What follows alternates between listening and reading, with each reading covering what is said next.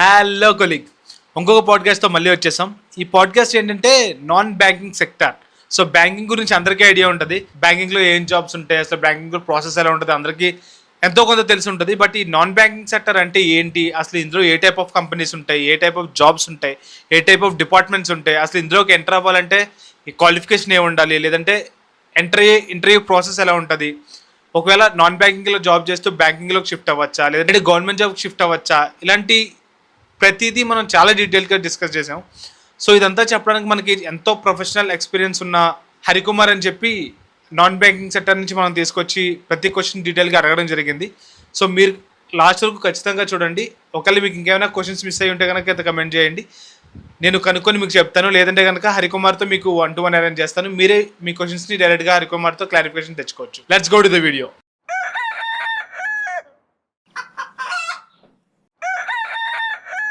Hi Hari. Hi bro. Thank you for your time. ఎందుకంటే basic గా degree చేసిన వాళ్ళకి చాలా తక్కువ పార్ట్స్ ఉంటాయని చెప్పి అందరూ అనుకుంటారు, కానీ చాలా జాబ్స్ కూడా ఉన్నాయి డిగ్రీలో. ఇంట్రడక్షన్ ఆల్రెడీ చెప్పేశాను. సో స్టార్టింగ్ ఎలా చేద్దాం అంటే లైక్ మీ జర్నీతో చేద్దాం. సో అసలు మీ క్వాలిఫికేషన్, అక్కడ నుంచి మీ జాబ్ షిఫ్ట్స్ ఎలా ఉన్నాయి, ఏ జాబ్ తో స్టార్ట్ చేశారు, ప్రెసెంట్ ఏ జాబ్ లో ఉన్నారు, సో మీ జర్నీ కొంచెం బ్రీఫ్ గా చెప్పండి. Okay bro, thank you for inviting me. So మనకి యాక్చువల్ డిగ్రీ నేను తీసుకున్నా అనుకోలేదు. యాక్చువల్గా అప్పుడు మనకి చాలా తక్కువ ఆపర్చునిటీస్. సో బీటెక్ డిగ్రీ అని రెండు చూసుకుంటే, సో బీటెక్ చేస్తే మళ్ళీ కోర్స్ చేయాలి, సో అవుట్ ఆఫ్ స్టేషన్ వెళ్ళిపోవాలి. సో నాకు ఇంకా ఇంట్లో ఉన్న ప్రాబ్లమ్స్కి నేను హోమ్ టౌన్లో ఉండాలి. సో అందుకని నేను డిగ్రీ తీసుకున్నాను. సో డిగ్రీ నేను ఎంఎస్సీ కంప్యూటర్స్ తీసుకున్నాను. సో గుడ్, అంతా ఫినిష్ అయింది, బాగానే అయింది. సో అప్పుడు నేను డిగ్రీలో ఉన్నప్పుడే నేను ఒక ఇంట్లో సపోర్ట్ కోసం నేను బయట ఎక్కడ చిన్న చిన్న జాబ్స్ చేసేవాడిని. సో ఫస్ట్ నేను సిఏ దగ్గర చేశాను. తర్వాత నేను నాకున్న ఇంట్రెస్ట్ బట్టి నేను కంప్యూటర్స్, హార్డ్వేర్, సాఫ్ట్వేర్ నేర్చుకున్నాను. సో అది అప్పుడు ఇంకా అందరూ చేస్తుంటే సో ఇది కాదు, ఇంకా కొంచెం ఏమైనా చేద్దామని చెప్పేసి సో అప్పుడు తర్వాత ఎంబీఏ తీసుకోవడం జరిగింది. ఐసెట్ రాశాను. సో మంచి ర్యాంక్ వచ్చింది. సో సీట్ వస్తేనే చేద్దాం అన్న ఉద్దేశంతో నేను ఎంబీఏ ఐసెట్ రాశాను. సో సీట్ వచ్చింది. సో గుడ్ అండ్ కంప్లీట్ అయిపోయింది. ఆఫ్టర్ దట్ నేను జాబ్స్ సెర్చ్ చేయడం జరిగింది. సో అప్పుడు నాకున్న ఇబ్బందికి నాది లవ్ మ్యారేజ్. సో అందుకని నాకు వెంటనే ఇంట్లో తెలిసిపోయింది. సో అందుకని జాబ్ చేయాలి కాబట్టి సో నేను చాలా జాబ్స్ అంటూ చూడడం జరిగింది. సో నేను ఒక పేపర్లో యాడ్ చూశాను. సో టాప్ మోస్ట్ ఎన్బిఎఫ్సి కంపెనీలో వేకెన్సీస్ ఉన్నాయని. సో అప్పుడు నేను అలా రీచ్ అయ్యాను. సో ఫస్ట్ నాకు ఎగ్జామ్ పెట్టారు, తర్వాత నాకు ఇంటర్వ్యూ పెట్టారు. సో అయినా కూడా నాకు ఇంకా జాబ్ కాల్ రాలేదు. సో నేను చాలా ఏంటి మనం ఎక్కడ దెబ్బతిన్నాము ఏంటి అన్న దానికోసం చాలా ఆలోచించాను. సో మళ్ళీ ఒకసారి అప్రోచ్ అయితే అప్పుడు నాది ఓకే చేశారు. సో అప్పుడు నేను యాజ్ ఏ స్టార్టింగ్ జాబ్ అనమాట అది, అండ్ స్టార్టింగ్ రోల్ అది. సో అప్పట్లో చాలా గ్రోత్ ఉంటుంది అని చెప్పారు పెర్ఫార్మెన్స్ బట్టి. సో ఓకే, మనకి ఇది సరిపోతుంది, సో మంచి గ్రోత్ వస్తుంది కదా, సో గ్రోత్ ఉద్దేశంతో నేను జాయిన్ అయిపోయాను అనమాట.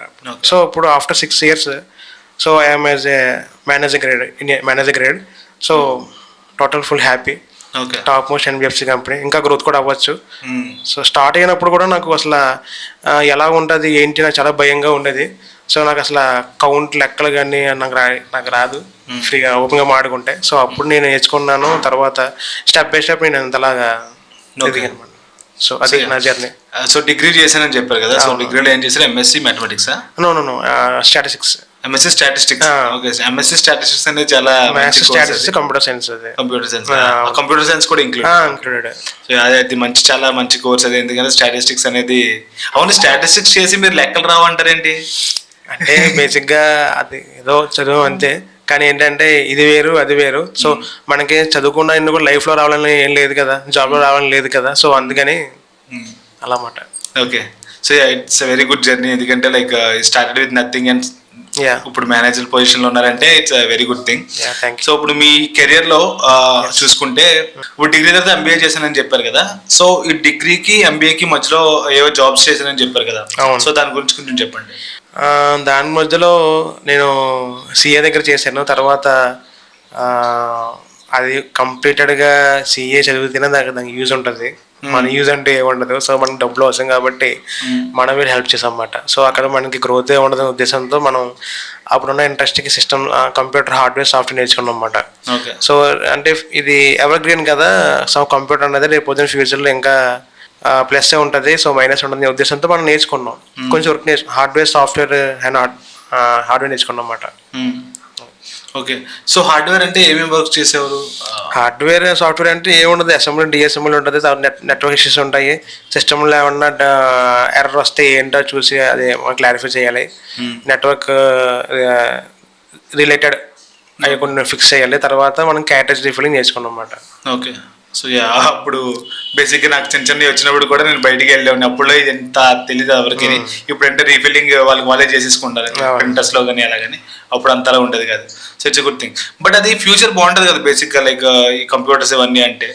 మరి అందులో కంటిన్యూ చేయకుండా లైక్ అంటే అప్పుడు మళ్ళీ ఎంసీఏ చదవాలని చెప్పేసి అన్నారు, 3 years చదవాలన్నారు. సో మళ్ళీ ఎక్కడికి వెళ్ళి చెయ్యాలి. ఎంబీఏ అంటే లోకల్గా మనం చేసుకోవచ్చు, కానీ ఎంసీఏ అంటే మనం బయటకు వెళ్ళి చెయ్యాలి. సో ఆల్రెడీ మీకు ముందు చెప్పాను, నాకున్న సిచ్యువేషన్స్కి నేను హోమ్ టౌన్లో ఉండాలని చెప్పేసి. సో మనం ఐసెట్ అది రాసి ర్యాంక్ వస్తే ఉద్దేశంతో మనం ఎంబీఏ చేద్దామని ఉద్దేశంతో ఎంబీఏ చేసాం అన్నమాట. ఓకే. సో ఇప్పుడు ప్రజెంట్ మీకు ఏదైతే జాబ్ వచ్చిందో అది డిగ్రీ బేస్ మీద వచ్చిందా లేదంటే లైక్ ఎంబీఏ బేస్ మీద వచ్చిందా? అంటే అప్పుడు డిగ్రీ మీద చాలా తక్కువ, అంటే అప్పుడు చదివే వాళ్ళు ఎక్కువ, జాబ్స్ తక్కువ. సో అప్పుడు ఏంటంటే కాంపిటీషన్ ఎక్కువ ఉండేది. సో అప్పుడు గ్యారంటీగా హయ్యర్ డిగ్రీ ఉన్న వాళ్ళకే ప్రిఫర్ చేసేవాళ్ళు. సో అందుకని నాకు ఎంబీఏ దాని మీద జాబ్ వచ్చింది. సో ఫర్ ఎగ్జాంపుల్ ఇప్పుడు నాకు ఎంబీఏ లేదు, నేను ఓన్లీ డిగ్రీ కంప్లీట్ చేశాను. సో ఇప్పుడు నేను ఎలిజిబులా ఆ జాబ్? ఇప్పుడు నీకు కాంపిటేటివ్ కంపెనీస్ ఎక్కువైపోయాయి. సో కంపెనీస్కి ఏం కావాలి, స్టాఫ్ కావాలి. సో అది డిగ్రీ అన్నది ఎలిజిబుల్ ఇప్పుడు. సో మీ డిగ్రీ, సరైన డిగ్రీ, రిజిస్టర్డ్ కాలేజ్కి వెళ్ళి చేసేలా ఉంటే తీసుకుంటారు అన్నమాట, ప్రైవేట్గా తీసుకోరు. ఓకే. సో ఇప్పుడు ఇది ఓన్లీ డిగ్రీకి ఎలిజిబుల్ లేదంటే బీటెక్ చేసినా లేదంటే ఇంకా డిప్లొమా కానీ ఐటీఐ ఇవి చేసినా సరే జాబ్ వస్తుంది? అంటే బీటెక్ చేసిన అంటే, సో బీటెక్ ఇది సరిగ్గా కాదు.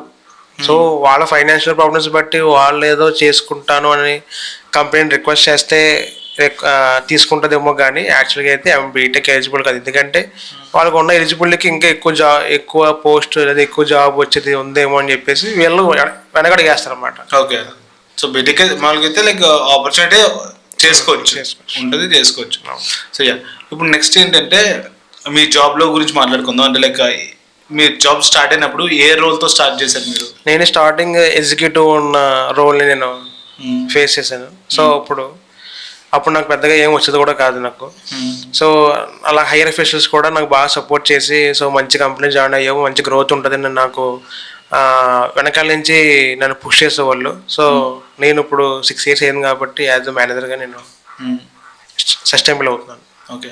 సో ఇప్పుడు ఈ ఎగ్జిక్యూటివ్ గా చేసా అన్నారు కదా. సో ఎగ్జిక్యూటివ్ గా చేసినప్పుడు స్ట్రగుల్స్ ఏమైనా ఫేస్ చేస్తారు? ఎందుకంటే ఇది కంప్లీట్గా కొత్త డొమైన్. అవునవును. సో కంప్లీట్లీ స్టార్టింగ్ అన్నది ఎవరికైనా సరే కొంచెం స్టార్టింగ్ ట్రబుల్లా ఉంటుంది. సో అక్కడ ఏంటో తెలియదు, ఏం చేయాలో తెలియదు. అక్కడ ఉన్న మన ఫ్రెండ్లీ నేచర్ ఉన్న ఎంప్లాయీస్తో మనం మూవ్ అయ్యామంటే వాళ్ళు అలా ఉంటే కనుక మనకి వర్క్ ఎలా చేయాలో నేర్పించేవారు. So after that we can do easily. And ఇంకోటి, ఇప్పుడు మీరు పేపర్లో యాడ్ చూశారు, సో అప్రోచ్ అయ్యారు. ఇంటర్వ్యూ మీకు ఎలా జరిగింది, ఏ బేస్ మీద జరిగింది? ఇంటర్వ్యూ మామూలుగా ఏం చదువు, ఫస్ట్ బ్యాక్గ్రౌండ్ అడుగుతారు. బ్యాక్గ్రౌండ్ అంటే ఏంటి, ఏం చదువు, మీ డాడీ ఏం చేస్తారు, అమ్మ ఏం చేస్తారు, ఎక్కడ వీళ్ళు ఎక్కడ అడుగుతారు. ఆ తర్వాత స్కిల్ చూస్తారు, అలాగే డిస్కషన్ పెడతారు, గ్రూప్ డిస్కషన్. సో దాంట్లో మనం మాట్లాడాలి. మాట్లాడితే మనం ఉన్న స్కిల్ బట్టి వాళ్ళు డిపెండ్ అయ్యి మనకు జాబ్ అనేది ఇస్తారు అన్నమాట. ఓకే. ఇది గ్రూప్ డిస్కషన్ పెడతారని చెప్పారు కదా, అది లాంగ్వేజ్ ఏది ఉంటుంది, ఇంగ్లీషా లేదంటే తెలుగా? వాట్ ఎవర్ ఇట్ మేబీ, కానీ నువ్వు ఎలా మాట్లాడుతున్నావు అనేది చూస్తారు. నువ్వు తెలుగు ఇంగ్లీష్ అని కాదు. ఎందుకంటే మనం రేపు అన్ని రోజు మార్కెటింగ్ చేయాలంటే ముందు మనకి మొహమాటం ఉండకూడదు, అలాగే ఫియర్లెస్ ఉండాలి. సో కస్టమర్ ఏమంటాడని మనం ముందే ఆగిపోకూడదు. సో మన దగ్గర మనం ఏం చెప్పాలనుకున్నది సూట్గా చెప్పాలి. ఓకే. అది వాళ్ళకి రీచ్ అయింది లేదనేసి మనం చూసుకుని ఎలా చెప్తే రీచ్ అవుతుందో అది మనం అలా చెప్పాలన్నమాట. అదే చూస్తారు. ఓకే. అంతేగాని ఇంగ్లీష్తో సంబంధం లేదు. బేసిక్గా లైక్ ఇది మార్కెటింగ్ కైండ్ ఆఫ్ థింగ్ కాబట్టి, అండ్ కస్టమర్తో డైరెక్ట్ ఇంటరాక్షన్ ఉంటుంది. అండ్ ప్రతి రీజియన్లోనే ఒక ఆఫీస్ ఉంటుంది కాబట్టి మేబీ రీజియన్ లాంగ్వేజెస్ యూస్ఫుల్ అవుతుంది అనుకుంటా. సో ఇంగ్లీష్ గురించి కూడా పెద్ద కష్టపడాల్సిన అవసరం. బట్ ఇప్పుడు ఇది ఎగ్జిక్యూటివ్ వరకు ఓకే, బట్ ఇప్పుడు ప్రెసెంట్ మీరు మేనేజర్ పొజిషన్లో ఉన్నారు కదా, ఇప్పుడు మీకు ఈ ఇంగ్లీష్ లాంగ్వేజ్ అనేది ఏమైనా యూజ్ అవుతుందా? లైక్ అంటే ఏ పారామీటర్స్? తప్పకుండా. ఇప్పుడు ఎగ్జిక్యూటివ్ ఉన్నప్పుడు వేరు, మేనేజర్గా ఉన్నప్పుడు వేరు. ఎగ్జిక్యూటివ్ ఉన్నప్పుడు అవసరం లేదు పెద్దగా. సో మేనేజర్గా ఎప్పుడైతే మనం సస్టైన్ అవ్వగలమో అవుతామో అప్పుడు గ్యారంటీగా మనకి ఇంగ్లీష్ అనేది ఇంపార్టెంట్. ఎందుకంటే హైయర్ ఆఫీసర్తో మాట్లాడాలి, హెడ్ ఆఫీస్తో మాట్లాడాలి, ఏమైనా ఇష్యూ వస్తే. సో అది మాట్లాడుతూ ఉంటే అది మనకే వచ్చేస్తుంది, అది పెద్ద ప్రాబ్లం ఏం కాదు. So English okay, like mails అంటే లైక్ రైటింగ్ స్కిల్స్ ఖచ్చితంగా ఉండాలి కదా మేనేజ్మెంట్. సో మీరు ఎలా ఇంప్రూవ్ చేసుకున్నారు? అది ఎలాగంటే మనం రాస్తుంది తప్ప కాదని ఒకసారి మనం పెట్టే ముందు ఒకసారి చూసుకోవాలి. That is the first and main step. ఏదో రాసేసాము వెంటనే పెట్టేసాము కాకుండా మనం టైప్ చేసిన తర్వాత జస్ట్ ఒకసారి వెరిఫై చేసుకొని అదంతా ఓడింగ్ అంతా కరెక్ట్గా ఉందా లేదా చూసుకొని అది పంపించాలి. సో అప్పుడు నాకు ఇంగ్లీషు కొంచెం బెటర్గా రావడానికి అది కొంచెం ఒక పాయింట్ కారణం కూడా అదొక మెయిన్ ఇంపార్టెంట్ థింగ్. ఓకే, ఎందుకు అడిగానంటే పర్టికులర్ క్వశ్చన్ ఇప్పుడంటే చాలా వచ్చేసినాయి, లైక్ చాట్ జీపీటీ అని అవన్నీ వచ్చినాయి. సో అప్పుడంటే లైక్ 3 years బ్యాక్ వరకు కూడా ఆబ్వియస్గా అందరూ అంత అంటే లైక్ ఏ టూల్స్ వాడకుండా మాన్యువల్గానే రాసేవారు. సో అందుకని మీరు ఎలా ఇంప్రూవ్ చేసుకున్నారు ఏంటంటే, బికాజ్ ఎందుకంటే మన ఎడ్యుకేషన్ కూడా చూసుకుంటే ఎంత ఇంగ్లీష్ మీడియంలో చదువుకున్నా సరే మనకి రైటింగ్ స్కిల్స్ అనేవి లేదంటే స్పీకింగ్ స్కిల్స్ అనేవి చాలా తక్కువ నేర్పుతారు కదా. సో ఖచ్చితంగా మనం సొంతంగా నేర్చుకోవాలి. పైగా డిగ్రీలో అంత కాన్సన్ట్రేట్ చేయరు వీటి మీద. సో అందుకని పర్టికులర్ గా క్వశ్చన్ అడిగాను, చాలా మందికి హెల్ప్ అవుతుంది ఇది. సో అది. అండ్ ఇంకొకటి ఏంటంటే, ఇప్పుడు ఎగ్జిక్యూటివ్ ఉన్నప్పుడు మీ రోల్స్ అండ్ రెస్పాన్సిబిలిటీస్ చెప్పారు. సో ఇప్పుడు మేనేజర్ అయిన తర్వాత మీ రోల్స్ అండ్ రెస్పాన్సిబిలిటీస్ ఎలా ఉన్నాయి? ఎలా ఉంటే మనం చేసేది ఇంతకుముందు ఎగ్జిక్యూటివ్ ఉన్నప్పుడు ఏం చేసామో అది మనం చేయించాలి. That is the main thing. Okay, team leadership ఉండాలి, ఫ్రెండ్లీ నేచర్ ఉండాలి, కస్టమర్తో ఇంటరాక్షన్ కొంచెం బాగుండాలి. కస్టమర్ ఎప్పుడు కూడా ఏదో కోపంతోనే వస్తుంది గ్యారంటీగా, దాన్ని మనం కూల్ చేయాలి. అంతేగాని మనం కూడా వాళ్ళ మీద అరిచి గట్టిగా కోపడితే కనుక వాళ్ళు ఇంకా రేజ్ అయ్యే ఛాన్స్ అని తప్పించి కూల్ అవ్వరు. సో ఫస్ట్ ఆఫ్ ఆల్ అసలు ఏంటి వాళ్ళ కోపం గల కారణం ఏంటి అన్నది మనం మాట్లాడి తెలుసుకుంటే వాళ్ళకి ఆన్సర్ కరెక్ట్గా ఇస్తే వాళ్ళు కంప్లీట్గా కూల్ అయిపోతారు.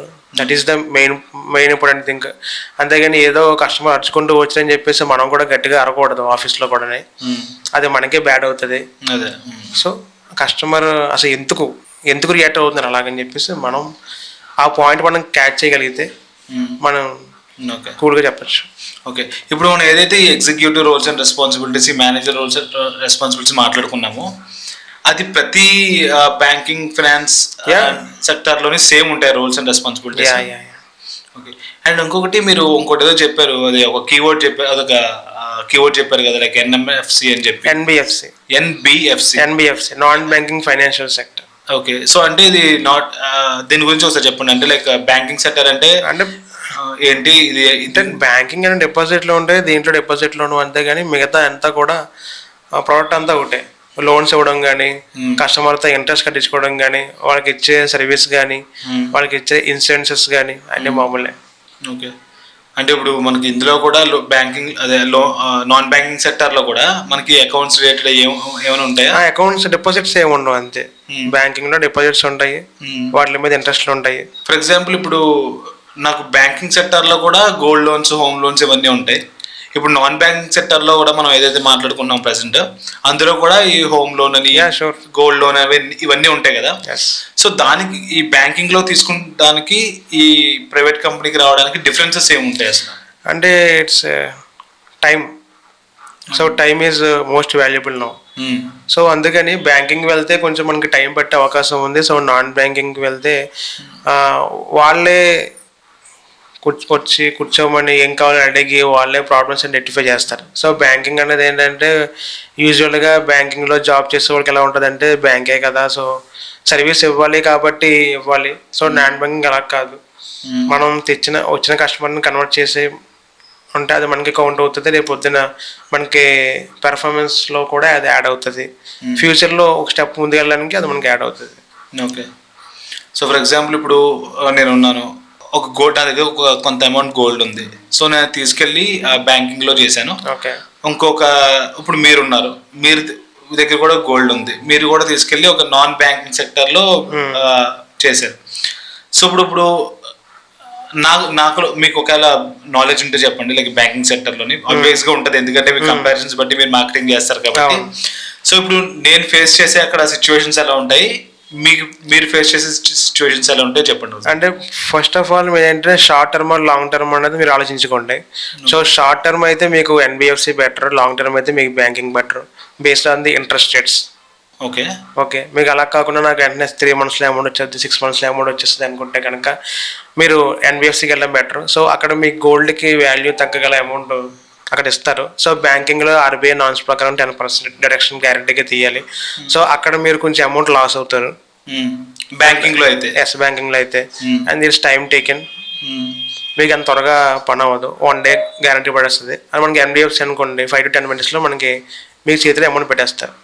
ఓకే. సో అంటే ఇప్పుడు నేను బ్యాంక్ ద్వారా వెళ్తే నాకు ఈ రోజు డిపాజిట్ చేస్తే ఐదర్ హాఫ్ డే పడుతుంది, హాఫ్ డే కంపల్సరీ, లేదంటే నెక్స్ట్ డే, ఒకవేళ టైమింగ్ అయిపోతే నెక్స్ట్ డే వస్తుంది. లేదు ఇదైతే నాకు నాన్ బ్యాంకింగ్ అయితే 5 to 10 minutes, 5 to 10 minutes just ఇచ్చేయడం. అండ్ ఇంకోటి బ్యాంకింగ్ లో మనకి కట్ అవుతుంది 10%, ఇందులో కట్ అవుతుంది. మరి సెక్యూరిటీ ఎలా ఉంటుంది? ఇప్పుడు బ్యాంకింగ్ అంటే ఆబ్వియస్ గా అందరూ సెక్యూరిటీ ఉందని వెళ్తారు బ్యాంకింగ్ కి. సో ఇప్పుడు నాన్ బ్యాంకింగ్ సెక్టర్కి వెళ్ళినప్పుడు, సో ఫస్ట్ మనం కొంచెం కంపెనీస్ మాట్లాడుకుందాం. సో ఈ నాన్ బ్యాంకింగ్ సెక్టర్లో గోల్డ్ లోన్స్, హోమ్ లోన్స్ అసలు ఒక 5-6 కంపెనీస్ చెప్తారా?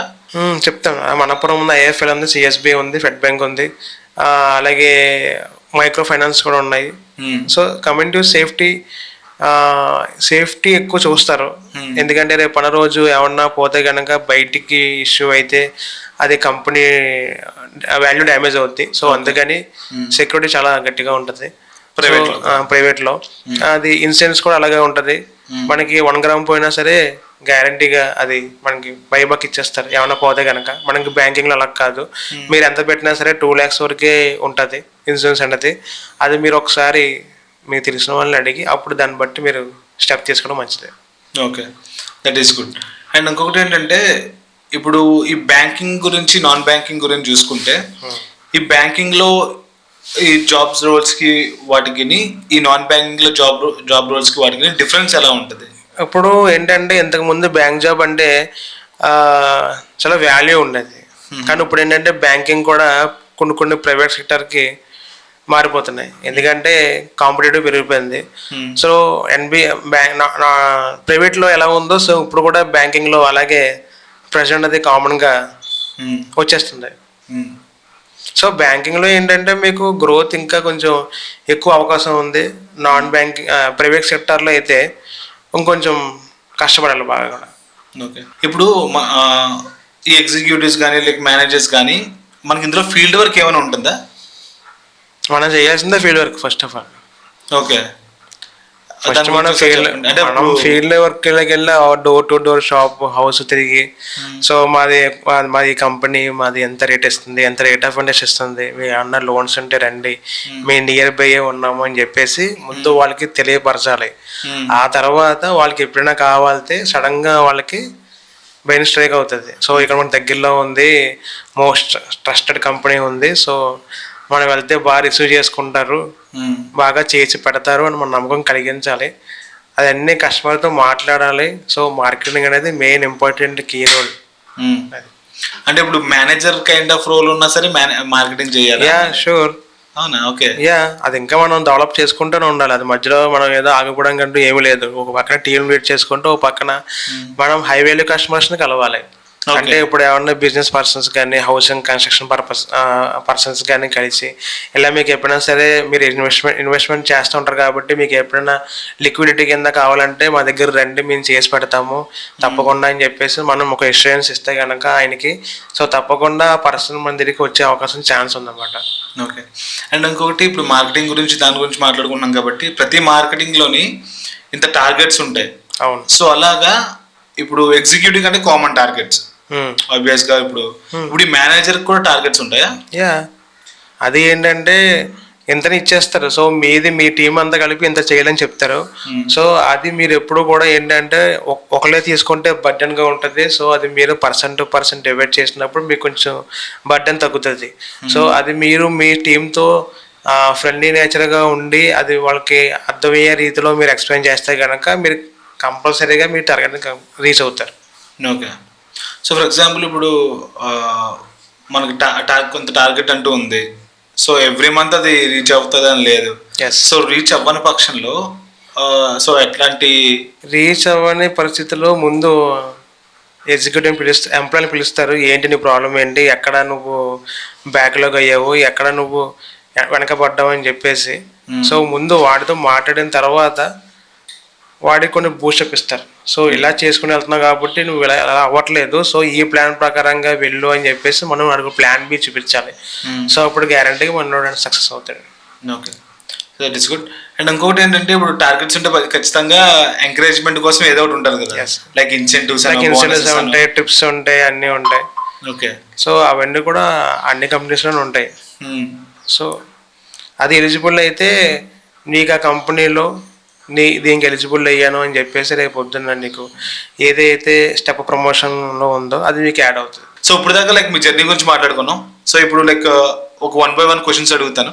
సో దాని గురించి అబ్రివేషన్ చేస్తే it will be very helpful. Okay. So ఇప్పుడు బ్యాంకింగ్ సెక్టర్ అంటే ప్రతి ఒక్కరికి ఏదో కొంచెం ఎక్స్పెక్టేషన్స్ అవన్నీ ఉంటాయి కదా. సో అక్కడికి వెళ్ళిన తర్వాత ఎలా ఉంటుందో మనకు తెలియదు. సో ఇప్పుడు అలా నాన్ బ్యాంకింగ్ వచ్చేటప్పటికి బేసిక్ గా సో ఎలాంటి ఎక్స్పెక్టేషన్స్ ఉంటాయి జనాలకి, వచ్చిన తర్వాత రియాలిటీ ఎలా ఉంటుంది? జాబ్స్ మీరు జాబ్ కోసం అడుగుతున్నారు, సర్వీస్ కోసం అడుగుతున్నారా? జాబ్స్ కోసం అడుగుతున్నారు. జాబ్స్ కోసం. సో మనకేంటంటే జాబ్ నీడు ఉంటే ఆ జాబ్ ఎలా అయినా సంపాదించాలని మనకు ఉంటుంది.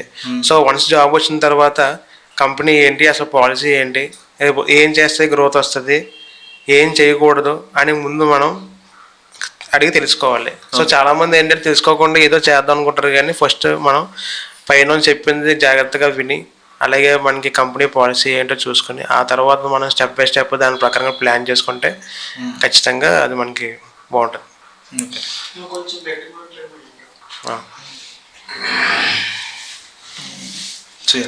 సో నెక్స్ట్ ఏంటంటే ఇప్పుడు ఈ పర్టికులర్ జాబ్కి రావడానికి అంటే నాన్ బ్యాంకింగ్ సెక్టర్లో రావడానికి ఈజీ ప్రాసెస్ ఏమున్నాయి? ఇప్పుడు మనం ఎంత మాట్లాడుకున్నట్టు ఇంత మీరు పేపర్లో యాడ్ చేసి వచ్చారు. సో ఇప్పుడు పేపర్ ఇప్పుడు ఈజీ అంటే ఆల్రెడీ సోషల్ యాక్టివిటీస్ పెరిగిపోయినాయి కదా. So Instagram, LinkedIn, so Facebook, so చాలా మంది ఏంటంటే రెఫరెన్సెస్, సో మనకి అలాగా పాసిబుల్గా ఉంటుంది.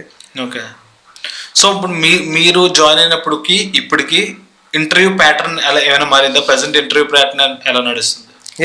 ఖచ్చితంగా మారుతుంది. సో ఏంటంటే అది ముందు స్కిల్ ఉండాలి దేనికైనా సరే. ఆ స్కిల్ మన ఇంటర్వ్యూలో మనం చేసే పెర్ఫార్మెన్స్ బట్టి ఉంటుంది. ఆ స్కిల్ ఓకే అయితే తీసుకుంటారు. సో డిగ్రీ ప్రతి కూడా చేస్తున్నారు, ఇప్పుడు అలా కాదు, మనకు కొంచెం స్కిల్ ఉండాలి. ఇప్పుడు ఏంటంటే ఇంతకుముందు స్కిల్ అవసరం లేదు, జాబ్ ఇచ్చిన తర్వాత దాని స్కిల్ ట్రైనింగ్ ఇచ్చేవారు, కానీ ఇప్పుడు అలా కాదు కదా. సో మనం చదువుతో పాటు స్కిల్ కూడా నేర్చుకోవాలి. సో ఎలా వే ఆఫ్ టాకింగ్ నేర్చుకోవాలి, వే ఆఫ్ థింకింగ్ నేర్చుకోవాలి. సో ఎలా కన్వర్షన్ ఎలా చేసుకుంటే బాగుంటుందని నేర్చుకోవాలి. సో ఇవన్నీ కూడా నేర్చుకోవాలి. రేపు పొద్దున ఇంటర్వ్యూలో ఎన్ని క్వశ్చన్స్ అని అడుగుతారు, అవన్నీ మీరు ప్రిపేర్ అయ్యి వెళ్తేనే రేపు పొద్దున మీరు మంచి జాబ్ అనేది సంపాదించవచ్చు. ఓకే. అంటే ప్రిపరేషన్ అంటే ఇప్పుడు మనకి ఎలా తెలుస్తుంది? అంటే ఫర్ ఎగ్జాంపుల్ నేను ఫ్రెషర్ని. అవును బ్రో, ఇప్పుడు అంటే మనకి ఇంతకుముందు మనకి ఏం తెలియదు, ఇప్పుడు చాలా వచ్చేసినాయి. లైక్ యూట్యూబ్లోనే కొడితే బోర్డులు వచ్చేస్తున్నాయి, హౌ టు ప్రిపేర్ ఇంటర్వ్యూ అని చెప్పేసి. సో మనం స్టెప్ బై స్టెప్ అంటే అన్నీ కాకుండా మోస్ట్ ఇంపార్టెంట్ పాయింట్స్ మనం తీసుకుని దాని ప్రకారంగా మనం ప్రిపేర్ అయితే కనుక you can get a good job. Okay. ఇప్పుడు ఈ నాన్ బ్యాంకింగ్ సెక్టర్కి వచ్చేటప్పటికి ఒక కంపెనీలో ఏ రోల్స్ ఉంటాయి, అంటే like A kind of jobs ఉంటాయని? ఎగ్జిక్యూటివ్ జాబ్స్ ఉంటాయి, మేనేజర్ జాబ్స్ ఉంటాయి, అండ్ అలాగే క్లస్టర్ మేనేజర్ జాబ్స్ ఉంటాయి. క్లస్టర్ బ్రాంచ్ మేనేజర్స్ అంటే ఇప్పుడు ఆర్ఎంకి రీజనల్ మేనేజర్ అనే హెడ్ ఉంటారు ప్రతి కంపెనీలో కూడా. సో రీజనల్ మేనేజర్కి ఆల్మోస్ట్ ఒక 60 బ్రాంచ్లు ఉంటాయి. 60 బ్రాంచ్లతో మాట్లాడడం కూడా కొంచెం కష్టం అవుతుంది కదా. సో వాళ్ళ కింద క్లస్టర్ బ్రాంచ్ మేనేజర్లు ఉంటారు. సో 10 మంది కలిపి 10 బ్రాంచ్ కలిపి ఒక మేనేజర్ ఉంటారు అనమాట. సో వాళ్ళతో షేర్ చేసుకొని హెడ్ ఆఫీస్ వాళ్ళు అదే పైనుంచి మనకు ఆర్డర్ అయితే ఏం వచ్చిందో అది మనం వాళ్ళతో షేర్ చేసుకుంటే వాళ్ళు ఇంకో 10 మందితో వాళ్ళు షేర్ చేస్తారు అనమాట. సో అది ఏంటంటే కొంచెం ఈజీ అవ్వడానికి, సో బిజినెస్ అనేది ఈజీ అవ్వడానికి, మార్కెటింగ్ అనేది ఈజీ అవ్వడానికి అది వాళ్ళు ప్లస్ అవుతారు అన్నమాట. ఓకే. సో ఇది cluster managers. Yes. Okay. So కష్టం ఉంటుంది. తర్వాత ఏరియా మేనేజర్స్ ఉంటారు. అలా ఒక్కొక్క కంపెనీలో ఒక్కొక్క పోస్ట్ అనేది ఉంటుంది, కానీ చేసే వర్క్ అయితే అదే follow up follow up. So అది ఓకే. అంటే ఇప్పుడు మీరు చెప్తుంది లైక్ ఒక లైక్ రోల్ బై రోల్ చెప్పారు. అది కాకుండా డిపార్ట్మెంట్స్ ఉంటాయి కదా, so A kind of departments ఉంటాయి? ప్రైవేట్ కంపెనీలో ఆల్మోస్ట్ అన్ని డిపార్ట్మెంట్స్ ఉంటాయి. బిజినెస్ డిపార్ట్మెంట్ ఉంటుంది, అలాగే సెక్యూరిటీ పరంగా డిపార్ట్మెంట్ ఉంటుంది, అలాగే అడ్మిన్ డిపార్ట్మెంట్ ఉంటుంది, అలాగే ఎలక్ట్రికల్ డిపార్ట్మెంట్ ఉంటుంది. సో ఎలక్ట్రికల్ అండ్ సివిల్ అనేది కూడా అడ్మిన్ డిపార్ట్మెంట్లోకి వస్తుంది. మిగతా అన్ని కూడా విజిలెన్స్, సెక్యూరిటీ, అలాగా అన్ని డిపార్ట్మెంట్స్ ఉంటాయి. సో అందరూ కూడా కలిపికట్టుగా మనకి చేస్తేనే కంపెనీ అనేది గ్రోత్ ఉంటుంది. అలాగే మనకి రేపు అన్న రోజు ఎవరైనా కస్టమర్ బ్రాంచ్కి వచ్చినప్పుడు మెయిన్గా యాంబియన్స్ బాగుండాలి, స్మెల్ బాగుండాలి. సో అప్పుడే మనం కస్టమర్ని ఒక 5 minutes లేట్ అయినా సరే సర్వీస్లో అప్పుడు కస్టమర్ కొంచెం హ్యాపీ ఫీల్ అవుతాడు. అలా కాకుండా కొంచెం మనకి ఏదైనా బ్రాంచ్కి వెళ్ళినప్పుడు కానీ, ఏదైనా ఆఫీస్కి వెళ్ళినప్పుడు కానీ అక్కడ కొంచెం చిరాగ్గా ఉంటే మనకు మైండ్ కూడా డిస్టర్బ్ అవుతుంది. ఇప్పుడు ఎలక్ట్రికల్, సివిల్ అన్నారు కదా, అవును. సో అవి దేనికి యూజ్ చేస్తారు ఇప్పుడు నాన్ బ్యాంకింగ్ సెక్టర్లో? నాన్ బ్యాంకింగ్ అనేది బ్యాంకింగ్ అని లేదు.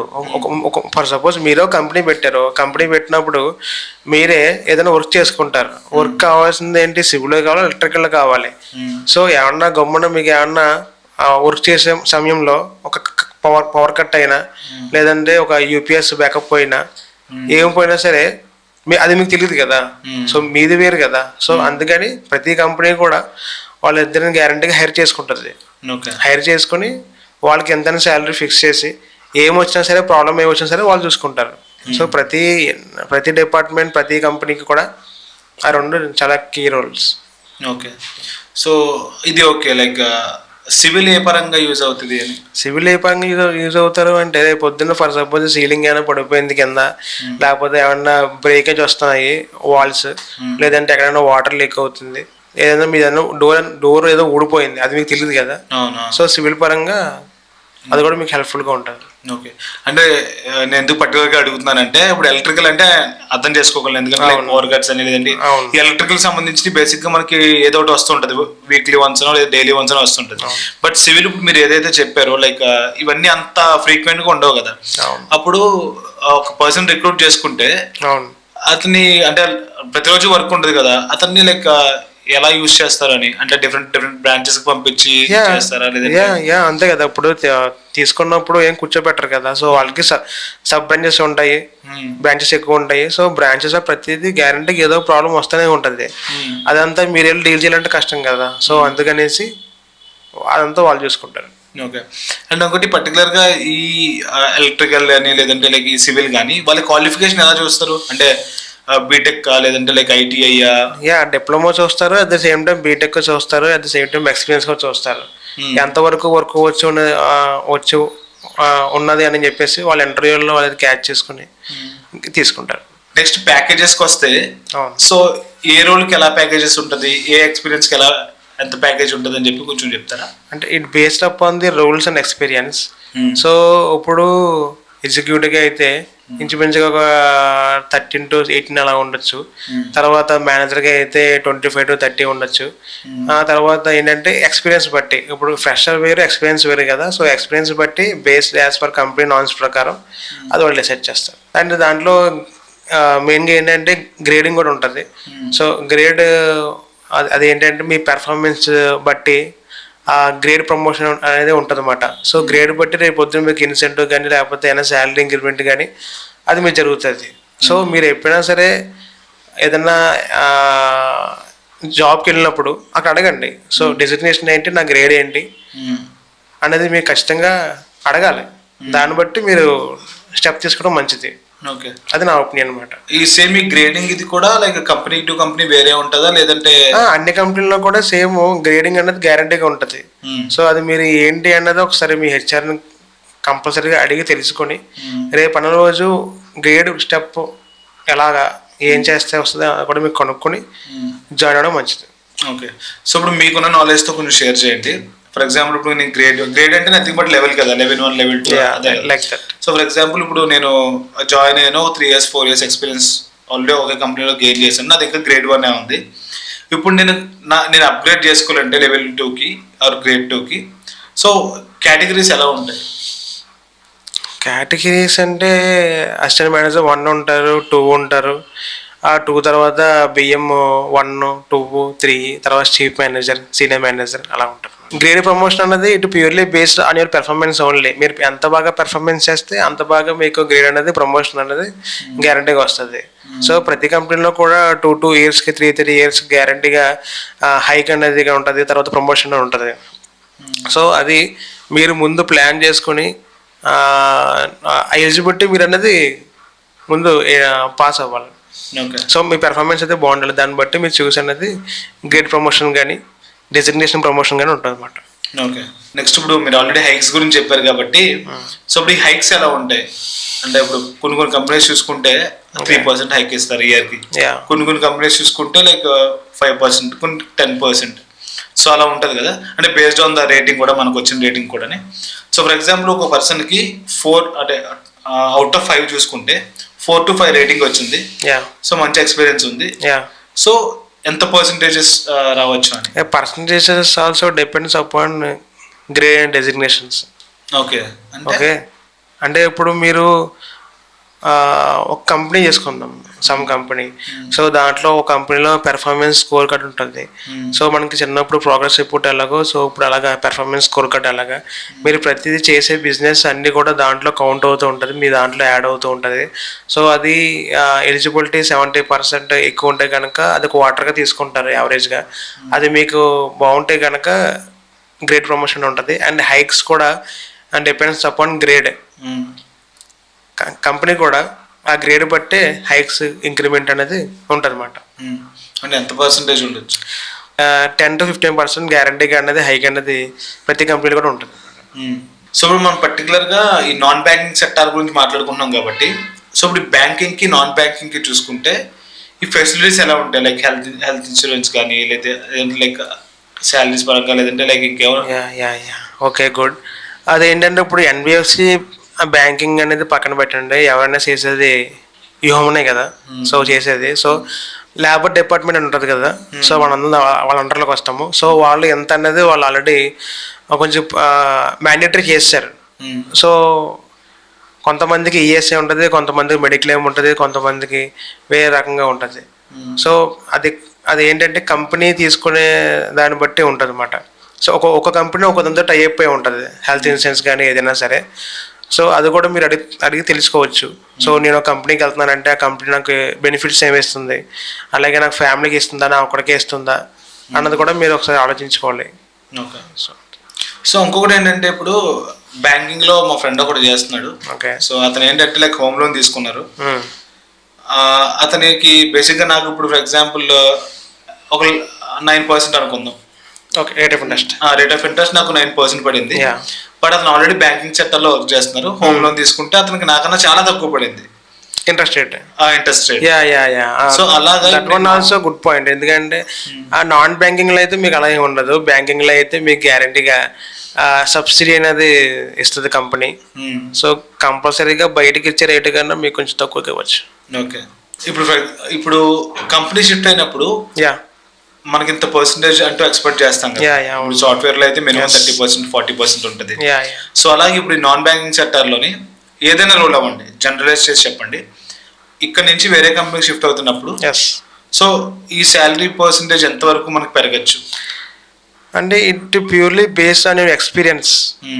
సో మీరు వేరే కంపెనీ షిఫ్ట్ అవుతున్నప్పుడు అక్కడ వేకెన్సీ ఏమున్నది, వేకెన్సీ ఒకవేళ మనకి ఇస్తే కనుక దాంట్లో బెనిఫిట్స్ ఏంటి, ఇప్పుడు ఉన్న కంపెనీ కన్నా మీకు ఏమన్నా ఎక్కువగా ఉంటే కనుక మీరు షిఫ్ట్ అవ్వచ్చు. సో శాలరీ ఒకటే కాదు అండ్ బెనిఫిట్స్ కూడా మీరు చూసుకోవాలి. ఎందుకంటే శాలరీ ఏముంది ఇక్కడ కూడా మనకి వస్తుంది, ఒక 6 months లాగితే కంపెనీ మళ్ళీ హైక్ ఇస్తుంది. సో బెనిఫిట్స్ ఏంటి, ఆ కంపెనీ యొక్క గ్రోత్ ఏంటి, అది కూడా మీరు ఆలోచించుకొని చేంజ్ అవ్వడం మంచిది. సో హైక్ అయితే గ్యారంటీగా 20 to 35%, 40% గ్యారంటీగా మీకు ఇస్తారు, గ్యారంటీగా. సో బెనిఫిట్స్ అంటున్నారు కదా, అంటే like A kind of benefits మనం చూసుకోవచ్చు? అంటే ప్రమోషన్స్ ఎలా ఉంటాయి, అలాగే ఒకవేళ మీరు ఎంత చేస్తే మీకు ఎంత ఇస్తారు, ఇన్సెంటివ్ ఎలా ఉంటుంది, అలాగే ట్రిప్స్ ఎలా ఉంటుంది, అవన్నీ కూడా ఒక కంపెనీ ఒకలాగా ఉంటుంది, స్ట్రక్చర్ ఒకలాగా ఉంటుంది. సో మీరు ఇప్పుడు చేసే కంపెనీ కన్నా నెక్స్ట్ కంపెనీకి వెళ్ళినప్పుడు అది కూడా మీరు అడిగి తెలుసుకోవాలి ఎలా ఉంటుంది ఏంటి అన్నది, అది తెలుసుకున్నాక మీకు దాన్ని బట్టి మీరు మూవ్ అవ్వాలి. సో ఏంటంటే ఇంకొకరికి ఏంటంటే అవుట్ ఆఫ్ స్టేషన్ ఇస్తారా, అవుట్ ఆఫ్ స్టేషన్కి వెళ్తే నీకు అది సూటబుల్లా కాదా అది కూడా మీరు చూసుకోవాలి. లేదంటే హోమ్ టౌన్ ఇస్తారా అన్నది మీరు చూసుకోవాలి. ఓకే. ఎక్కడికో వెళ్ళి ఏదో చేద్దామని చెప్పేసి అక్కడ స్ట్రగుల్ పడడం కన్నా ఇక్కడే ఉండి నాకు ఇక్కడే బాగుంది, నాకు ఇక్కడ సరిపోతుంది, నేను చేసుకోగలను మీరు ఆలోచించుకోవాలి. కొంచెం ఆలోచించుకున్నాక మీరు స్టెప్ తీసుకోవడం మంచిది. అంతేగాని ఏదో ఇచ్చేస్తున్నారు అంటే కనుక మీరు వెళ్ళిపోతే కనుక మీరు మళ్ళీ సెపరేట్గా మళ్ళీ మీరు ఇల్లు తీసుకోవాలి, అక్కడ మీరు స్ట్రగుల్స్ ఫేస్ చేయాలి, మళ్ళీ అక్కడ మీరు ఫ్రమ్ స్టార్టింగ్ డే కింద నుంచి మళ్ళీ స్టార్ట్ చేయాలి. సో అందుకని చెప్పేసి అది కూడా ఒకసారి మీరు ఆలోచించుకుని మూవ్ అవ్వడం మంచిది. ఓకే. అండ్ ఇంకోటి బేసిక్గా మనం ఎలాంటి అంటే లైక్ ఈ నాన్ బ్యాంకింగ్ సెక్టర్ ప్రతి ఊర్లోనే ఉంటుంది, ప్రతి సిటీలోనే ఉంటుంది కాబట్టి చాలా మంది ఎక్కువ జాయిన్ అవడానికి ఎందుకు ఇష్టపడతారంటే లైక్ నా హోమ్ టౌన్లోనే ఉంది కాబట్టి ఇష్టపడతారు. బట్ ఇది ఒక రేంజ్ వరకు ఓకే.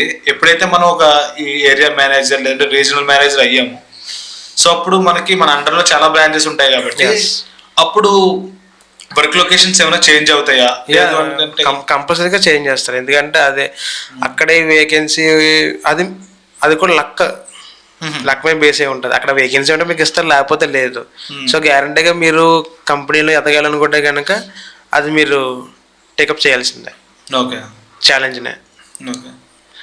అండ్ ఇంకోటి ఇప్పుడు ఫీల్డ్ వర్క్ గురించి మాట్లాడుకుంటే ఇప్పుడు బేసిక్గా క్యాంప్స్ అంటారు కదా, క్యాంప్స్ అంటే ఇప్పుడు వెళ్ళి 2-3 రోజులు అక్కడ ఉండిపోయి వేరే అవుట్ ఆఫ్ స్టేషన్లో తర్వాత హోమ్ టౌన్కి వచ్చి మళ్ళీ వర్క్ చేసుకోవడం ఉంటుంది. సో ఇందులో ఎలా ఉంటుంది? ఇందులో కూడా సేమ్ అలాగే 2-3 రోజులు క్యాంప్స్ ఉంటాయా, లేదంటే మార్నింగ్ వెళ్ళి ఆ వర్క్ చూసుకొని ఈవినింగ్ వచ్చేసేలా ఉంటుందా? అంటే ఇప్పుడు మీ డెసిగ్నేషన్ బట్టి అక్కడ మీరు చేసే జాబ్ అనేది ఉంటుంది. సో ఇప్పుడు ఒక రీజనల్ మేనేజర్ ఒక ఆర్ఎం అనుకోండి, అతను గ్యారంటీగా అన్ని బ్రాంచెస్ విజిట్ చేయాలి. సో గ్యారంటీగా అవుట్ ఆఫ్ స్టేషన్ వెళ్ళాలి.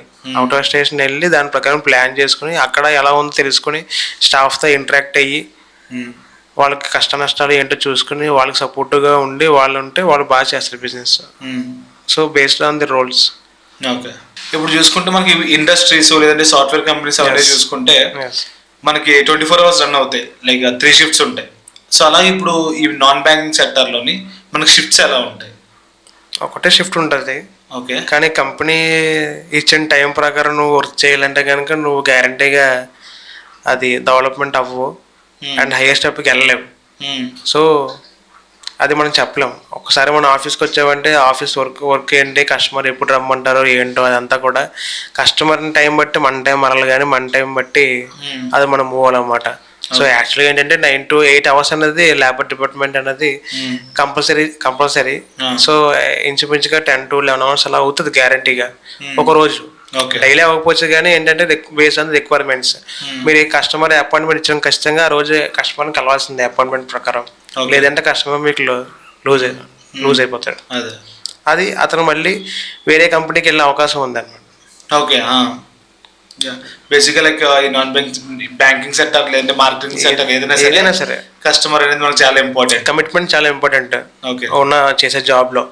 ఆ కమిట్మెంట్ మనం కరెక్ట్గా చేయగలిగితేనే రేపు పొద్దున మనం ఫ్యూచర్లో హైయర్ పొజిషన్కి వెళ్ళగలం. ఓకే. టైమింగ్స్ చూసుకుంటే మాత్రం మనకి ఏం చేయలేము. ఓకే. అండ్ ఇంకో క్వశ్చన్ ఏంటంటే ఫాలోఅప్ క్వశ్చన్ దీనికి, ఇప్పుడు మనం అంటే ఇప్పుడు సాఫ్ట్వేర్ కానీ లేదంటే వేరే వేరే కోర్ అవన్నీ ఎలా ఉంటాయంటే మనకు ఒక టూలో లేదంటే ఒక టెక్నాలజీ మీద మనకు ఫుల్ ఎక్స్పీరియన్స్ ఉంటుంది. ఎక్స్పీరియన్స్ మీద మనకి వేరే కంపెనీలో జాబ్ వస్తుంది. సో ఆ జాబ్కి ఇంత రోల్ ఉంటుంది, లైక్ అది ఇంత పర్సంటేజ్ ఆఫ్ అమౌంట్ ఉంటుంది, అది అయిపోతుంది. సో ఇప్పుడు మనం ఈ కంపెనీ నుంచి వేరే కంపెనీకి వెళ్ళాలంటే వాళ్ళు మనం తీసుకోవాలంటే ఇప్పుడు మన దగ్గర ఏమేమి చూస్తారు? ఫస్ట్ ఆఫ్ ఆల్ క్వాలిఫికేషన్స్ వస్తారు, దాని తర్వాత ఎక్స్పీరియన్స్ వస్తారు, ఆ తర్వాత it depends based upon the interview performance. అది చూస్తారు. అది చూసి తర్వాత విల్లింగ్ ఉంటే అప్పుడు దాన్ని బట్టి జాయిన్ చేసుకోండి. ఇప్పుడు బేసిక్ ఇప్పుడు నాన్ బ్యాంకింగ్ సెక్టర్లో చేసేవాళ్ళు బ్యాంకింగ్కి షిఫ్ట్ అయ్యే ఛాన్సెస్ ఏమైనా ఉంటాయా? యా షూర్ ఉంటాయి కానీ మనం ఇప్పుడు ఏంటంటే బేసికల్గా నేను చెప్తాను దానికన్నా ముందు, అందరూ ఏంటంటే జాబ్ కావాలని చెప్పేసి దొరికిన జాబ్లో చేస్తున్నారు, కానీ అది కరెక్ట్ కాదు. అలా చేసుకుంటూ పోతే రేపు అన్న రోజు ఏమన్నా షిఫ్ట్ అవ్వాలన్నా చేంజ్ అవ్వాలన్నా అది మీకు ఇబ్బంది అవుతుంది. అలా కాకుండా నేను ఇది నా డ్రీమ్ ఇది, నా ప్యాషన్ ఇది అని చెప్పేసి మీరు ఒక డెసిషన్ తీసుకొని దాంట్లో మీరు ఆ, కింద నుంచి రావడం బెటర్. అంటే మీకు వచ్చే తక్కువ శాలరీ అయినా, మీకు వచ్చేది తక్కువ టైం ఎక్కువ టైం వచ్చేసినా సరే, మీరు డే 1 నుంచి కూడా దాంట్లో మీరు ఇంట్రెస్ట్ పెడితే రేపు అన్న రోజు మీరు అనుకుంటుంది అవుతుంది. సో అలా కాకుండా ఏదో చేయని చెప్పేసి కాసేపు గోల్డ్ లోన్స్, కాసేపు తర్వాత హోమ్ లోన్స్, తర్వాత వెహికల్స్ అంటే కనుక అది రేపు అన్న రోజు షిఫ్ట్ అవ్వడానికి మీకు ఇబ్బంది అవుతుంది. ఎందుకంటే ఇప్పుడు ఒక పర్సన్ ఉన్నారు, ఒక పర్సన్ హోమ్ లోన్స్లో చేస్తున్నారు. సో అది షిఫ్ట్ అవ్వాలంటే మళ్ళీ కంపల్సరీగా హోమ్ లోన్కే షిఫ్ట్ అవ్వాలి. అంతేగాని వెహికల్ లోన్స్కి తర్వాత డిపాజిట్లకి అకౌంట్స్కి అన్నది కష్టం. ఎందుకంటే వెనకాల బ్యాక్గ్రౌండ్ ఏముందో దాని మీద డిపెండ్ అయ్యి మీకు జాబ్ వస్తుంది. కానీ ఇంకా ఈ ఫీల్డ్లో మీకు అలా సో ఫస్ట్ ఆఫ్ ఆల్ ఏంటంటే మీరు డ్రీమ్ ఏంటో ముందు మీరు నిర్ణయించుకున్నాక డే 1 నుంచి దాంట్లో చేయడం అనేది బెటర్. అది ఏవైనా సరే. అది చాలామంది తప్పు చేస్తున్నారు. ఏదో దొరికింది జాబ్ అని చెప్పేసి చేసుకెళ్ళిపోతున్నారు. సో అది కరెక్ట్ కాదు. ఓకే. సో ఇప్పుడు జాబ్కి వెళ్ళే ముందు ఆబ్వియస్గా లైక్ వాళ్ళు ఇన్వెస్టిగేట్ చేసుకుంటే బెటర్. బ్యాంకింగ్లో ఎలా ఉంటుంది, నాన్ బ్యాంకింగ్లో ఎలా ఉంటుంది. ఇప్పుడు మార్కెటింగ్ మీరు ఫీల్ అయ్యారు అనుకోండి, మార్కెటింగ్లో ఏదైనా ఒకటే, అది ఏ కంపెనీకి వెళ్ళినా ఒకటే. సో నాకు స్కిల్ ఉంది, నేను మాట్లాడగలను, నేను కస్టమర్ని ఇంటరాక్ట్ అవ్వగలను, నాకు ఫియర్ లేదు, నాకు మొహమాటం లేదు అని అనుకుంటే యూ కెన్ గో మార్కెటింగ్. అలా కాకుండా నేను ఎవరితోని కొలాబరేట్ అవ్వలేకపోతున్నాను, నాకు వేరే అంటే వేరే దానికి వెళ్ళిపోండి. ఫోటోగ్రాఫర్ ఉందా, అక్కడ దగ్గర జాయిన్ అవ్వండి. ఫోటోగ్రాఫర్ దగ్గర ముందు అసలు ఎలా చేయాలో ఏంటో నేర్చుకోండి. కెమెరా సెట్టింగ్స్ నేర్చుకోండి, కెమెరా లెన్స్ కోసం నేర్చుకోండి, అలాగే దానికి ఎక్విప్మెంట్ కోసం నేర్చుకోండి. అలా డే 1 నుంచి ఫర్ సపోజ్ ఏసీ టెక్నీషియన్, నాకు ఏసీ టెక్నీషియన్ అవ్వాలని ఉందంటే డే 1 నుంచి కూడా మీరు ఏసీ టెక్నీషియన్తో మీరు మూవ్ అవ్వండి, నేర్చుకోండి. అంటే అసలు ఏముంటాయి పార్ట్స్ ఏముంటాయి అంతేగాని ఏదో చేసి మళ్ళీ దీంట్లో మళ్ళీ ఏసీలోకి వెళ్తారంటే అది మీకు గ్యారంటీగా అది టైం అనేది చాలా వాల్యుబుల్. కాబట్టి టైం మనం షెడ్యూల్లో చాలా కంపల్సరీగా మనం అది ప్రిపేర్ అవ్వాలి. Okay, it's a good answer. ఎందుకంటే ఆబ్వియస్గా మన జనరేషన్కి వచ్చేటప్పటికి ఒక 10 years బ్యాక్ డిగ్రీ ఏం చేసిన వాళ్ళకి ఏం చేయలేదు, ఏం జాబ్ వస్తే జాబ్ చేసేసాం అంతే. ఒక 2-3 years వచ్చిన తర్వాత చేసిన తర్వాత అప్పుడు అసలు మార్కెట్ ఏంటి, మార్కెట్లో ఏం జాబ్స్ ఉన్నాయి, అప్పుడు మనకి అవగాహన వచ్చింది. సో ఇప్పుడు అలా లేదు, చాలా మారిపోయింది. ఇప్పుడు అందరికి ముందే యూట్యూబ్ అని అవని ఇవన్నీ ముందే తెలిసిపోతున్నాయి. సో ఖచ్చితంగా చదువుతున్నప్పుడే తెలుసుకుంటే బెటర్. ఇప్పుడు డిగ్రీ చేసిన ప్రతి ఒక్కరికి గవర్నమెంట్ జాబ్ డ్రీమ్ ఉంటుంది. ప్రతి ఒక్కరికి వెళ్ళాం కానీ లైక్ చాలా మందికి ఉంటుంది. సో అలాగే ఇప్పుడు ఏదైతే ఇప్పుడు ఈ నాన్ బ్యాంకింగ్ సెక్టర్ చేస్తున్నామో అక్కడి నుంచి ఆబ్వియస్గా గవర్నమెంట్ షిఫ్ట్ చేయడం కష్టం. కానీ మనకి అట్లీస్ట్ టైం దొరుకుతుందా లైక్ గవర్నమెంట్ జాబ్స్ ప్రిపేర్ అవ్వడానికి? అలా అది మీ ఇంట్రెస్ట్ దానిపైన ఉంటుంది. మీరు మార్నింగ్ నుంచి ఈవినింగ్ దాకా అంతా కూడా ఆఫీస్లో వర్క్ చేయాలి, తర్వాత బయట వర్క్ చేయాలి, అది మీ ప్యాషన్ బట్టి ఉంటుంది. నేను ఖచ్చితంగా ఎలాగైనా జాబ్ చేయాలంటే కనుక ఈవినింగ్ టైం కూడా మనం ప్రిపేర్ అవ్వచ్చు. అండ్ ప్రైవేట్ కంపెనీలో కూడా ఇటువంటి ఫైనాన్షియల్ కంపెనీలో చేస్తే జేఏఐబి సిఏఐబి ఉంటుంది. సో దాంట్లో కూడా ఎగ్జామ్స్ కట్టి కంపెనీ కూడా మీకు ప్రొవైడ్ చేస్తుంది, హాలిడే ప్రొవైడ్ చేస్తుంది, వెళ్ళి మీరు ఎగ్జామ్ రాయొచ్చు. సో అలా చేస్తే కనుక అది అకౌంట్స్లో కాబట్టి రేపు అన్న రోజు గవర్నమెంట్ జాబ్స్ కూడా మీకు సర్టిఫికెట్స్ అనేవి ఉపయోగపడుతుంది అనమాట. ఓకే. సో కంపెనీ ఏంటంటే ఎంప్లాయీకి కూడా హెల్ప్ చేస్తుంది, మరీ అంత అలా ఏమి ఉండదు. కానీ సో మీరు ముందు చెప్పాలి, సో నాకు ఇలా అనుకుంటున్నాను, ఇలా కట్టాను, సో ఇలా జాయిన్ అవుదాం అని చెప్పేసి మీరు మీ హైర్ అఫీషియల్తో ముందు ఫ్రీగా మాట్లాడితే సో గ్యారంటీగా ఆపర్చునిటీ అని ఇస్తారు, మీరు ఇలా ఎగ్జామ్ రాయొచ్చు, సర్టిఫికెట్స్ మీకు ఉపయోగపడతాయి. ఓకే. అండ్ నెక్స్ట్ ఎడ్యుకేషన్ కూడా, అంటే ఇప్పుడు చాలా మంది డిగ్రీతో ఆపారు కదా, బట్ డిగ్రీ తర్వాత జాబ్ మాత్రం ఖచ్చితంగా కొంతమందికి చాలా అవసరం అవుతుంది. సో అలాగా ఇప్పుడు ఈ జాబ్ చేసుకుంటూ సో బయట ఏమైనా చదువుకోవచ్చా? ఎంబీఏ కానీ లేదంటే ఎంసీఏ కానీ అలా కట్టుకోవచ్చా? ఆఫ్ కోర్స్ చాలా మంది ఇప్పుడు అలా కడతారు కదా. ఇప్పుడు అందరూ కాలేజ్కి వెళ్ళలేరు, సో ఇప్పుడు డిస్టెన్స్ ఎడ్యుకేషన్ వచ్చింది, ఇంతకుముందు లేదు కానీ. సో అది కూడా మీరు అప్పుడు ఆన్లైన్ వచ్చేసింది. సో ఆన్లైన్లో కూడా మీరు కోర్స్ నేర్చుకోవచ్చు, ఎగ్జామ్ రాయొచ్చు, అటెండ్ పాస్ అవ్వచ్చు. ఓకే. So that's good. మనకు చాలా ఇన్ఫర్మేషన్ వచ్చింది. సో ఇంకా లాస్ట్ క్వశ్చన్ ఏంటంటే, సో ఇప్పుడు ఈ నాన్ బ్యాంకింగ్ సెక్టార్ గురించి నేను కవర్ చేయని క్వశ్చన్స్ ఏమైనా ఉంటే, లేదు ఎందుకంటే ఈ నాన్ బ్యాంకింగ్ సెక్టర్ గురించి మీరు ఇంకేమైనా చెప్పాలనుకుంటే ఏమైనా చెప్పండి. చెప్పడానికి మ్యాక్సిమం అన్నీ కవర్ చేస్తాం. సో అంటే మీరు దేనికి భయపడకండి, ఎన్బిఎస్ అయినా బ్యాంకింగ్ అయినా సరే మీరు మార్కెటింగ్లో నేను సస్టైనబుల్ అవ్వగలను అంటేనే మీరు ఈ ఫీల్డ్లోకి రండి. సో ఫీల్డ్లోకి వచ్చిన తర్వాత కూడా మీరు అబ్జర్వేషన్ చాలా చేయాలి. మీ హైయర్ అఫీషియల్స్తో మాట్లాడినప్పుడు కానీ, వాళ్ళు మీతో డిస్కస్ చేసినప్పుడు కానీ, అలాగే మీరు కస్టమర్తో మాట్లాడినప్పుడు కానీ అవన్నీ కూడా మీరు అబ్జర్వేషన్ చేయాలి. సో ఏది కూడా పుట్టుకతో ఏది వచ్చేదో సో అలా అలా వస్తూ ఉంటుంది. సో అలాగే మీరు దేనికి భయపడకండి. ఎన్బిఎస్ అయినా బ్యాంకింగ్ అయినా సరే మార్కెటింగ్ ఫీల్డ్లో మీరు ఉండాలి అంటే కనుక టైం పడుతుంది అండ్ పేషెన్సీ ఉండాలి, యాంగ్రీనెస్ ఉండకూడదు, ఫ్రెండ్లీ నేచర్ ఉండాలి. గ్రోత్ అనేది కంపల్సరీగా అన్ని కంపెనీస్లోనే ఉంటుంది. సో అది మీరు బాగా పెర్ఫార్మెన్స్ చేస్తేనే, దాంతోపాటు మీ స్కిల్ అప్డేట్ చేసుకుంటూ రావాలి. సో అప్పుడే మీరు మంచి పొజిషన్కి వెళ్ళగలరు. సో థ్యాంక్ యూ హరి, చాలా మంచి ఇన్ఫర్మేషన్ ఇచ్చారు. ఇది డిగ్రీ చదువు చాలా యూజ్ అవుతుంది అండ్ చాలా మందికి తెలియని విషయాలు కూడా చెప్పారు, అంటే లైక్ నాన్ బ్యాంకింగ్ సెక్టర్ గురించి, బ్యాంకింగ్ సెక్టర్ గురించి. సో ఇది ఈరోజు పాడ్కాస్ట్ చూసారు కదా. డిగ్రీ చదివిన ప్రతి ఒక్కరు కూడా ఈ జాబ్లోకి రావచ్చు. సో ఈ జాబ్లో కూడా చాలా మంచి కెరీర్ ఉంటుంది. అండ్ చూసుకోండి, నాన్ బ్యాంకింగ్ సెక్టర్ ఇది. So banking sector, non banking సెక్టర్లో మీరు ఆల్రెడీ డిఫరెన్సెస్ చూసుకున్నారు. సో మీకు ఏది సెట్ అవుతుంది అనుకుంటే అది మంచిగా మీరు ముందే సెర్చ్ చేసుకొని go to the job. Thank you. Signing off. Bye bye.